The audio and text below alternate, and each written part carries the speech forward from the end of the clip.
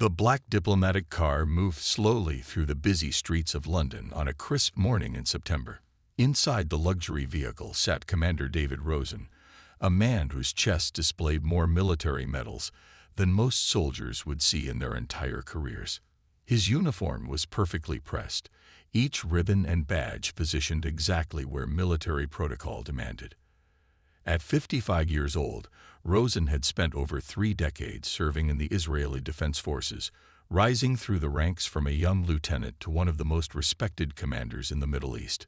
The car turned onto the famous Mall, and through the tinted windows, Rosen could see Buckingham Palace growing larger ahead of them. Tourists lined the streets, cameras ready, hoping to catch a glimpse of royalty or witness the famous ceremonies that happened at the palace every day. Rosen had seen photographs of this place countless times, but being here in person felt different. The weight of history seemed to press down on everything around him. His driver, a polite British official from the Foreign Office, glanced in the rearview mirror and spoke with a refined accent. "Commander Rosen, we should arrive at the palace gates in just a few minutes. Your meeting with our security chiefs is scheduled for 11 o'clock, but we thought you might enjoy observing the changing of the guard ceremony first." Rosen nodded and adjusted his uniform jacket. He had been invited to London as part of a special security cooperation program between Israel and Britain. Both countries faced similar threats from international terrorism, and sharing knowledge about protecting important officials had become crucial. The British government wanted to learn from Israel's experience with personal security, while the Israelis were interested in understanding how the British protected their ancient monarchy and government buildings. As the car approached the palace gates, Rosen felt a familiar surge of confidence. He had protected prime ministers, conducted operations in hostile territories, and trained some of the world's most elite soldiers. His reputation in military circles extended far beyond Israel's borders. American generals sought his advice. European commanders respected his tactical knowledge, and his insights on urban warfare were studied in military academies around the world. The car stopped at a security checkpoint, where British guards in modern uniforms checked their credentials with professional efficiency. These guards looked like the security personnel Rosen was used to seeing, dressed in practical clothing with visible communication equipment and weapons. They moved with the quick, alert manner of soldiers who understood that real threats could appear at any moment. After clearing security, the car drove through the palace gates and into the courtyard. Rosen stepped out onto the ancient stones of Buckingham Palace, breathing in the cool London air. Palace staff members approached him immediately, their manner respectful but warm. A woman in a dark business suit introduced herself as Sarah Mitchell from the Royal Household Security Department. "Commander Rosen, welcome to Buckingham Palace," she said with a genuine smile. "We are honored to have such a distinguished guest here today. I hope your flight from Tel Aviv was comfortable." Rosen shook her hand firmly and replied in his accented English, "Thank you for the invitation. I am looking forward to learning about your security procedures here." Sarah gestured toward the main palace building, its cream-colored facade impressive against the morning sky. "Before your formal meeting, we thought you might find it interesting to observe our ceremonial changing of the guard. It happens every day at this time, and many of our international guests find it quite fascinating." As they walked toward a viewing area reserved for official visitors, Sarah explained some basic facts about the ceremony. She mentioned the different regiments that took turns guarding the palace, the history of the tradition, and the precision required to perform the ceremony correctly. Rosen listened politely, but his mind was already analyzing what he expected to see. In his experience, ceremony and combat effectiveness rarely went together well. Soldiers who spent too much time on parades and formal displays often lost the sharp edge needed for real military operations. He had seen this in various armies around the world, where units became more focused on looking good than being ready to fight. As they approached the viewing area, Rosen wondered what lessons these British ceremonial soldiers could possibly offer to someone who had commanded troops in actual battle situations. The morning sun climbed higher in the sky, casting long shadows across the palace courtyard. Soon, Rosen would witness something that would challenge everything he thought he knew about military tradition and effectiveness. Commander Rosen positioned himself behind the ornate iron gates of Buckingham Palace, his eyes scanning the courtyard as the famous ceremony began to unfold before him. The morning had grown warmer, and tourists pressed against the barriers on the other side of the gates, their cameras and phones ready to capture every moment of the spectacle they had traveled thousands of miles to witness. The first thing that caught Rosen's attention was the sound. The rhythmic beating of drums echoed across the stone courtyard, followed by the crisp notes of military band instruments. Then came the guards themselves, marching in perfect formation from their barracks toward the palace. Their red tunics blazed in the sunlight like flames, while their tall black bearskin hats added an extra foot to their already impressive height. Sarah Mitchell stood beside Rosen, quietly explaining the different elements of the ceremony. "Those are the Coldstream Guards," she said, pointing to the approaching formation. "They are one of the oldest regiments in the British Army, with a history dating back over 300 years. Rosen nodded politely, but his military mind was already working, automatically analyzing everything he observed. The guards moved with deliberate precision, each step measured and controlled. Their rifles were held at exactly the same angle, their heads turned in perfect unison, and their feet struck the ground with mechanical regularity. To the tourists, it looked magnificent and impressive. To Rosen, it looked slow and impractical. As the ceremony continued, Rosen found himself growing increasingly puzzled by what he was seeing. These soldiers moved nothing like the combat troops he was accustomed to commanding. In real military operations, speed and adaptability were everything. Soldiers needed to move quickly from cover to cover, respond instantly to changing situations, and make split-second decisions that could mean the difference between life and death. But these guards seemed to do everything in slow motion. They lifted their feet high off the ground with each step, a movement that would be completely useless in any tactical situation. They held their weapons in ceremonial positions that would make it impossible to use them quickly if needed. Their elaborate uniforms, while impressive to look at, seemed designed more for show than for any practical military purpose. The ceremony involved complex sequences of marching, presenting arms, and formal exchanges between officers. Each movement was performed with theatrical precision, but Rosen could not see any real military value in what was happening. In his experience, the best soldiers were those who could adapt quickly to unexpected situations, think on their feet, and respond to threats with deadly efficiency. As he watched, Rosen began to feel a familiar impatience rising within him. He had commanded soldiers in the desert heat of the Middle East, where every movement had to be calculated for maximum effectiveness. He had led troops through urban warfare scenarios, where hesitation for even a second could result in casualties. He had trained special forces units whose survival depended on their ability to move fast, strike hard, and disappear before the enemy could respond. The contrast between his experiences and what he was watching now seemed almost absurd.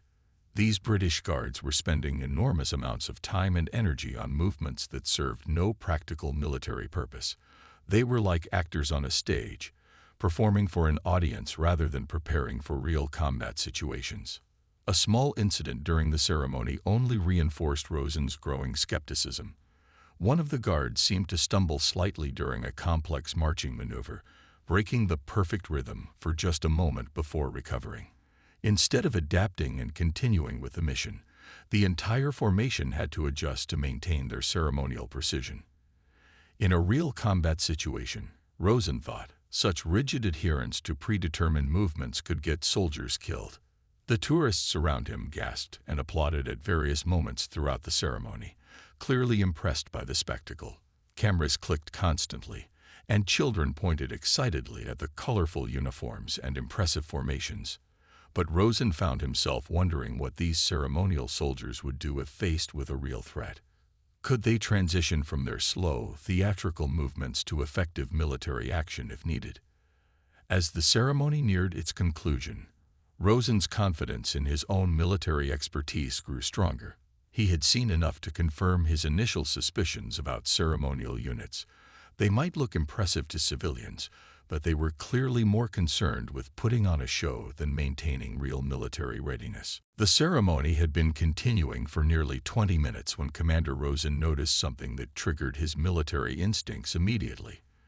During a complex formation change, one of the royal guards had positioned himself slightly out of line with his fellow soldiers. The difference was minimal, perhaps only 2 or 3 inches, but to Rosen's trained eye, it stood out like a glaring error. The guard in question was a tall young man whose red tunic and bearskin hat made him look identical to his companions from a distance. But Rosen could see that his left foot was positioned incorrectly, causing a small but noticeable break in what should have been a perfectly straight line. The other guards maintained their rigid formation, while this one soldier remained slightly askew. Sarah Mitchell was still speaking quietly beside him, explaining some historical detail about the ceremony, but Rosen was no longer listening. His attention had focused completely on what he perceived as a basic military error that needed immediate correction. In his experience, small mistakes in formation could lead to larger problems if not addressed quickly and decisively. The tourists around them continued taking photographs and watching the spectacle with obvious enjoyment. Children pointed at the colorful uniforms while their parents explained what they were seeing. The atmosphere was relaxed and festive, with people treating the ceremony as entertainment rather than a serious military operation. But Rosen saw the situation differently. To him, this was a military unit performing duties that required precision and discipline. The fact that one soldier was out of position represented a failure of leadership and training that demanded immediate attention. His years of commanding troops had taught him that small errors, if ignored, could quickly grow into bigger problems that affected entire operations. Without thinking about where he was or what protocols might apply, Rosen stepped forward past the rope barrier that separated official observers from the ceremony area. His movement was sudden and decisive, the kind of action he had taken countless times when correcting soldiers under his command. The rope barrier was only waist-high, and he crossed it easily with one long stride. Several tourists noticed his movement immediately and turned to look at him with surprised expressions. A few people pointed in his direction, wondering if this uniformed man was part of the ceremony or if something unusual was happening. The relaxed atmosphere began to shift as people sensed that something unexpected was occurring. "Soldier," Rosen called out in a clear, authoritative voice that carried across the courtyard. His English was heavily accented but perfectly understandable. "Adjust your stance 2 steps to the left." The words hung in the air like a challenge. The ceremonial music continued, but several people in the crowd had heard his command and were now staring at him with confused and surprised faces. The guard he had addressed remained perfectly motionless, as his training required, but the situation had suddenly become tense in a way that no one had expected. Palace security guards who had been positioned discreetly around the ceremony area immediately noticed the breach of protocol. Their training told them to act quickly when someone crossed the barriers, but they hesitated because they recognized Rosen as an official guest. His uniform, medals, and obvious military bearing made it clear that he was not an ordinary tourist who had gotten carried away by excitement. Sarah Mitchell stopped speaking abruptly and turned to look at Rosen with an expression of shock and growing alarm. She had been hosting foreign military officials for years, but she had never seen anyone attempt to give orders to the Queen's Guard during a formal ceremony. Her mind raced as she tried to figure out how to handle a situation that could quickly become a serious diplomatic incident. The Royal Guard, who had been addressed by Rosen, maintained his position without moving or acknowledging the command in any way. His training had prepared him for many unusual situations, but being given orders by a foreign military officer during a ceremony was not something covered in any manual. His eyes remained fixed straight ahead, but there was a slight tension in his posture that suggested he was very much aware of what had just happened. Time seemed to slow down as everyone processed what had occurred, and waited to see what would happen next. Commander Rosen interpreted the Royal Guard's continued stillness as compliance with his order, which only increased his confidence in taking control of the situation. The guard had not moved to correct his position, but neither had he shown any sign of resistance or defiance. In Rosen's mind, this meant the soldier was simply waiting for more specific instructions from a superior officer. Emboldened by what he saw as acceptance of his authority, Rosen took several more steps into the ceremony area. His military bearing was unmistakable as he moved with the purposeful stride of someone accustomed to command. The morning sun reflected off his polished medals and insignia, making him appear even more official and imposing to the growing crowd of confused onlookers. "Your formation timing needs improvement," Rosen announced in a louder voice that carried clearly across the stone courtyard. He gestured toward a group of 3 guards who were executing a complex marching sequence. The soldier on the right is half a beat behind the others. The tourists who had been enjoying a peaceful morning of sightseeing now found themselves witnessing something completely unexpected. Cameras that had been focused on the colorful ceremony were now turning toward this foreign officer who seemed to be taking charge of the British Guards. Whispered conversations started among the crowd as people tried to understand what was happening. Sarah Mitchell felt her heart rate increase as she watched the situation spiral beyond anything she had prepared for in her years of hosting international visitors. She moved quickly toward Rosen, her diplomatic training telling her to intervene before the situation became worse. But she also knew that handling this delicately was crucial, since any wrong move could create serious problems between 2 allied nations. Palace security personnel were now converging on the area from multiple directions. They moved with professional calm, but their increased alertness was obvious to anyone who understood security protocols. Radio communications crackled quietly as they coordinated their response to an unprecedented situation. None of them had ever dealt with a foreign military official attempting to command the Queen's Guard during a formal ceremony. Rosen continued his critique of the Guard's performance, pointing toward different soldiers and identifying what he considered to be errors in their execution. "The spacing between ranks is inconsistent," he called out, his voice growing more authoritative with each observation. "In proper military formation, each soldier should maintain exactly the same distance from his neighbors." The British security chief, who had been overseeing the ceremony from a discreet distance, now approached the situation with careful steps. His name was Colonel James Harrison, and he had 30 years of experience in military protocol and diplomatic security. He had handled sensitive situations involving foreign dignitaries before, but nothing quite like this had ever occurred on his watch. As Harrison approached, he could see the confusion and concern on the faces of both the ceremonial guards and the security personnel. The Royal Guards themselves remained perfectly disciplined, continuing their duties despite the unusual circumstances. Their training had prepared them to maintain composure under any conditions, and they were demonstrating that training now. Several of the guards exchanged quick glances with each other, a subtle form of communication that would be invisible to most observers, but was clearly understood by their fellow soldiers. Their eyes conveyed a mixture of professional alertness and something else that Rosen completely failed to notice in his moment of overconfidence. The crowd of tourists had grown larger as word spread that something unusual was happening at the palace. People who had been walking past the gates were now stopping to see what the commotion was about. The atmosphere had shifted from the relaxed enjoyment of a traditional ceremony to the tense anticipation of an unfolding drama. Colonel Harrison reached the edge of the ceremony area and paused, calculating his next move carefully. He needed to resolve this situation quickly while maintaining respect for both British protocol and diplomatic relations. The next few moments would determine whether this incident remained a minor embarrassment or escalated into something much more serious. What happened next shocked everyone in the courtyard, but no one was more surprised than Commander Rosen himself. The Royal Guard closest to him, the same soldier whose position he had first criticized, suddenly transformed from a ceremonial statue into something entirely different and far more intimidating. In one fluid motion that seemed to happen faster than the eye could follow, the guard pivoted on his heel and stepped directly into Rosen's path. The movement was so precise and powerful that it seemed to make the very air around him vibrate with authority.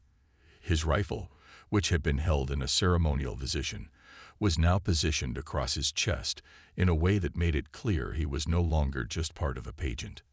"Make way, favor de Queen's Guard," the soldier bellowed with a voice that seemed to come from somewhere deep in his chest.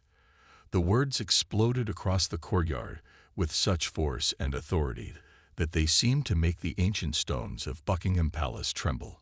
Every person within 50 meters felt the power of that command in their bones. The transformation was so complete and sudden that even the experienced palace security personnel took an involuntary step backward. This was not the slow, ceremonial soldier they had been watching for the past half hour. This was a combat-trained professional whose presence now dominated the entire space around him. Other royal guards immediately responded to their colleagues' action, moving with the same lightning speed and precision. Within seconds, what had been a ceremonial formation became a defensive wall of red tunics and gleaming bayonets. Their movements were not ceremonial now, but sharp, efficient, and unmistakably military in the most serious sense of the word. The tourists who had been casually taking photographs suddenly found themselves face to face with soldiers whose eyes held the cold, steady gaze of men who had seen real combat. The playful atmosphere of the morning ceremony vanished instantly, replaced by a tension so thick it seemed to press down on everyone present. Commander Rosen found himself looking directly into the eyes of the guard who had challenged him, and what he saw there made his blood run cold. These were not the eyes of a ceremonial performer or a parade ground soldier. These were the eyes of a man who had faced enemy fire, who had made life and death decisions under pressure, and who was absolutely prepared to do whatever his duty required.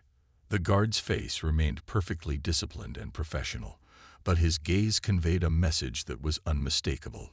He was not intimidating Rosen or making threats. He was simply making it clear that he was a soldier first and a ceremonial performer second, and that the authority of the British crown that he represented was not something to be challenged lightly.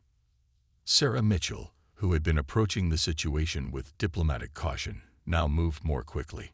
She could see that the incident had crossed a line from awkward misunderstanding to potential confrontation between military professionals.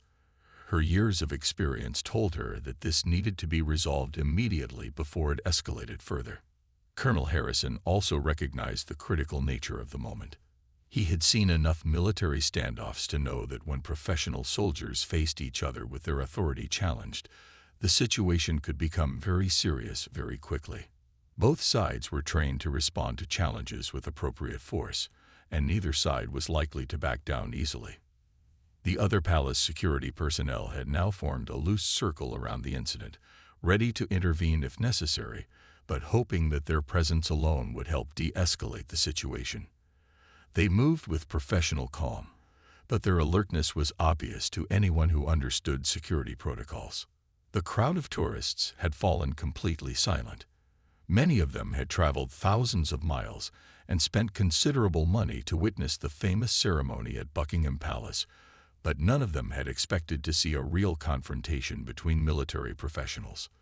Some began to step back instinctively, sensing that they were witnessing something far more serious than entertainment. Commander Rosen felt a strange sensation that he had not experienced in many years. For the first time since he was a young lieutenant, he found himself in a situation where his authority was being directly and effectively challenged by another soldier.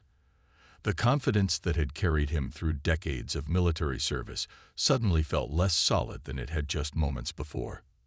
The morning sun continued to shine down on the palace courtyard, but the atmosphere had changed completely from the peaceful ceremony that had begun less than an hour earlier. Palace security moved with diplomatic efficiency to escort Commander Rosen away from the confrontation, but their actions were careful and respectful. They understood that they were dealing with an official guest whose intentions had been misguided rather than malicious. Sarah Mitchell took the lead, speaking in calm, professional tones as she guided Rosen back toward the palace building. "Commander Rosen, perhaps we should continue our discussion inside," she said with remarkable composure considering the circumstances. Her diplomatic training had prepared her for unusual situations, but nothing quite like this had ever occurred during her tenure at the palace. As they walked away from the ceremony area, Rosen could feel the eyes of every person in the courtyard following his movement. The tourists were still staring with expressions of confusion and fascination, trying to understand what they had just witnessed. The royal guards had returned to their ceremonial positions, but their alertness remained evident to anyone who knew how to read military bearing. Colonel Harrison joined their small group as they entered a side entrance to the palace. His expression was serious, but not hostile, as he prepared to explain the situation to the visiting Israeli commander. Years of experience in military diplomacy had taught him how to handle sensitive situations without creating lasting damage to international relationships. They were led into a comfortable but formal sitting room, decorated with portraits of British military history. The walls displayed paintings of famous battles and distinguished officers from centuries of British military service. Rosen found himself looking at these images while trying to process what had just happened to him outside. "Commander Rosen," Colonel Harrison began once they were seated, "I think there may have been some misunderstanding about the nature of our Royal Guard system." His tone was patient and educational rather than accusatory, showing the diplomatic skill that had made him successful in his role. Sarah Mitchell poured tea from an elegant service while Harrison continued his explanation. "The soldiers you observed during the ceremony are not just ceremonial performers," he said carefully. "They are active duty members of some of Britain's most elite military regiments." Rosen felt a strange sensation in his stomach as Harrison's words began to sink in. The confidence that had carried him through the morning was starting to crack as he realized that his assumptions might have been completely wrong. The Coldstream Guards, Grenadier Guards, Irish Guards, Welsh Guards, and Scots Guards who perform ceremonial duties at the palace are all combat veterans, Harrison explained. Many of them have served multiple tours in Afghanistan, Iraq, and other conflict zones around the world. The room fell silent as Rosen absorbed this information. His military mind began to recalculate everything he had observed during the ceremony.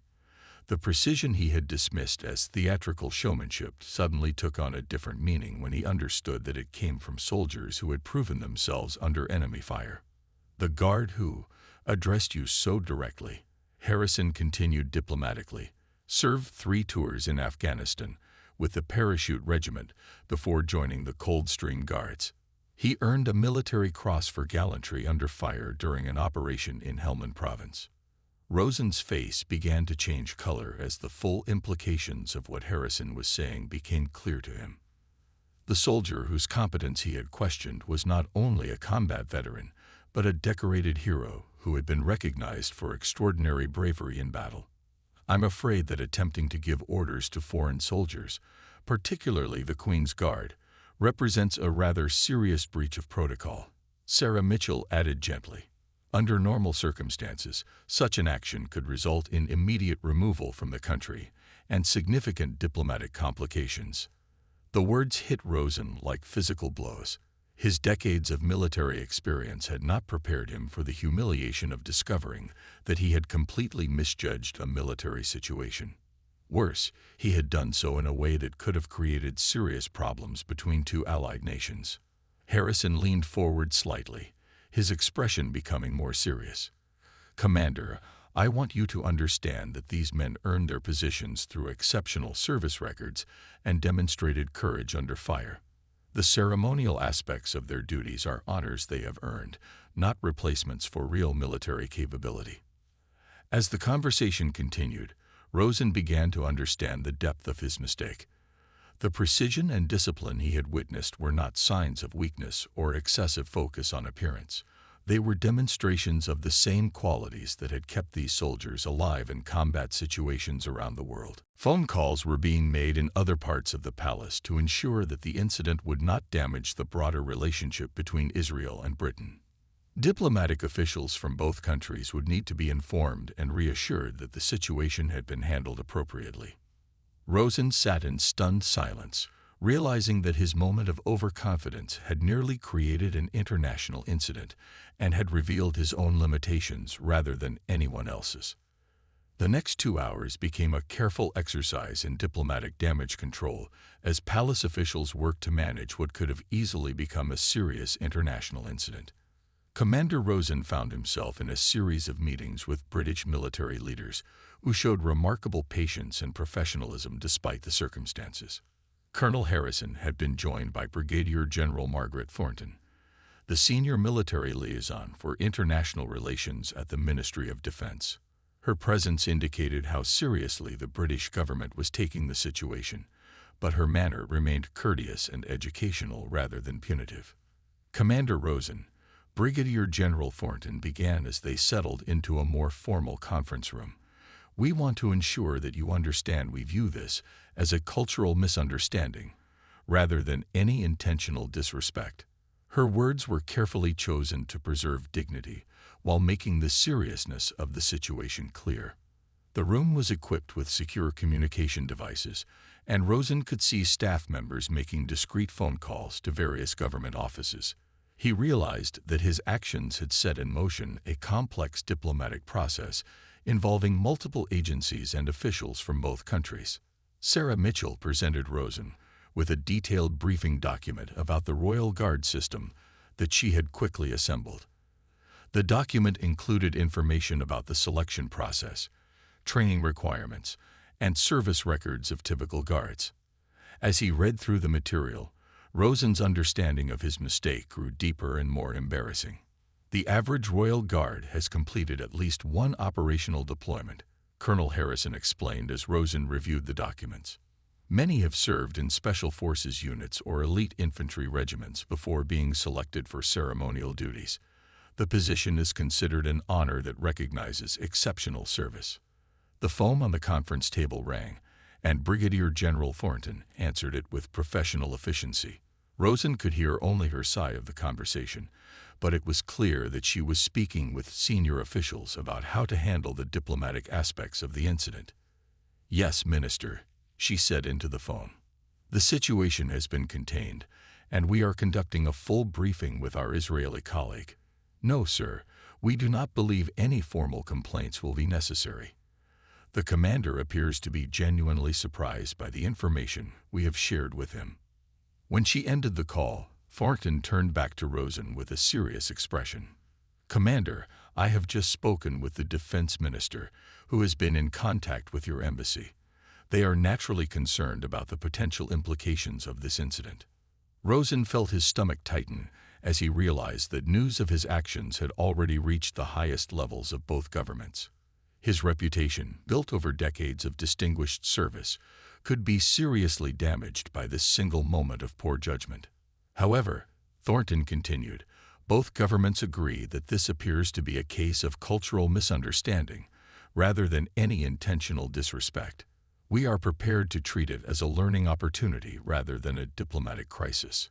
Relief washed over Rosen, but it was mixed with deep embarrassment as he began to understand how close he had come to creating serious problems for his country's relationship with an important ally. The professionalism and restraint shown by the British officials made his own behavior seem even more inappropriate in retrospect. Colonel Harrison opened a leather folder and removed several photographs.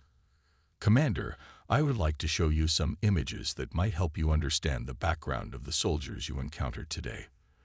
The photographs showed Royal Guards in combat situations, wearing battle dress instead of ceremonial uniforms.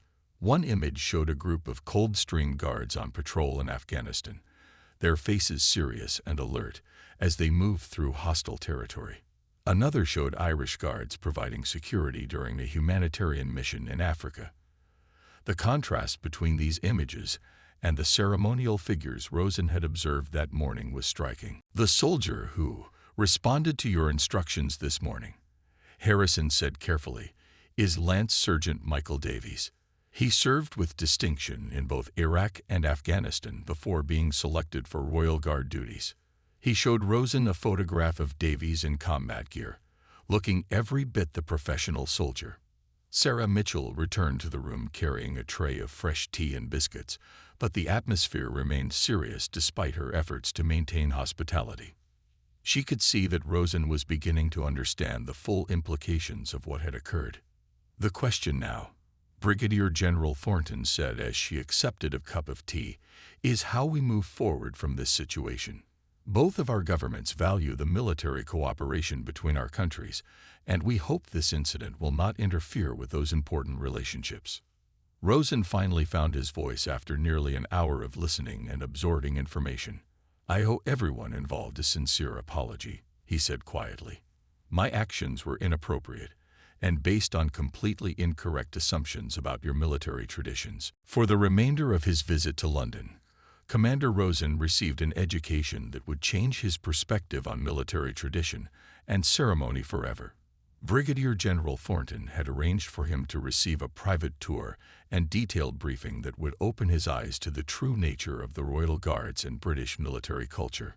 The tour began in the Wellington Barracks, where the guards lived and trained when not performing ceremonial duties. Rosen was surprised to find modern military facilities equipped with the same advanced training equipment he would expect to see in any elite military unit. The barracks housed soldiers who maintained the same physical fitness and combat readiness standards as their colleagues in regular Army units.